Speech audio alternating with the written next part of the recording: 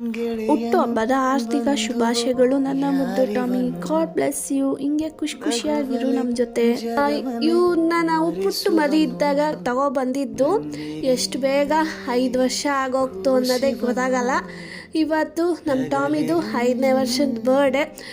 ನಮ್ಮ ಟಾಮಿ ಬಗ್ಗೆ ಹೇಳ್ಬೇಕಂದ್ರೆ ಒಂಥರ ಕ್ಯೂಟ್ ಟಾಮಿ. ಇವನು ನಮ್ಮ ಮನೇಲಿ ಎಲ್ಲರಿಗೂ ಇಷ್ಟ, ಅಮ್ಮ ಅಪ್ಪ ನನಗೆ. ಸೊ ಇವನು ಹೆಂಗೆ ಅಂದರೆ ಒಂಥರ ನಮ್ಮ ತಮ್ಮ ಥರ ಇರೋದು, ಮತ್ತು ಒಂದು ಚಿಕ್ಕ ಪಾಪು ಥರ ನಾವು ಅವನ್ನ ನೋಡ್ಕೋತಾ ಇರೋದು. ಇಡೀ ಮನೆ ತಿರುಗಾಡ್ತಾನೆ, ಮಂಚದ ಮೇಲೆಲ್ಲ ಮಲಗಿಸ್ತೀವಿ.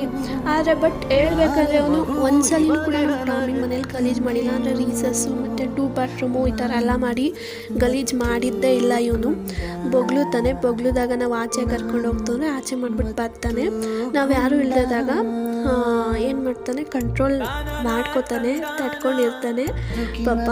ಒಂದ್ಸಲಿನೂ ಕೂಡ ಮನೇಲಂತೂ ಗಲೀಜು ಮಾಡಿಲ್ಲ. ಮತ್ತು ಇನ್ನೊಂದು ವಿಷಯ ಏನಂದರೆ ಅವನು ಎಲ್ಲರ ಜೊತೆನೂ ಬೆರೀತಾನೆ. ಹೊಸೊಬ್ರು ಬಂದರು ಹೊಸೊಬ್ರ ಜೊತೆ ಬೊಗ್ಲಾಡೋದು ಹಂಗೆಲ್ಲ ಇಲ್ಲವೇ ಇಲ್ಲ.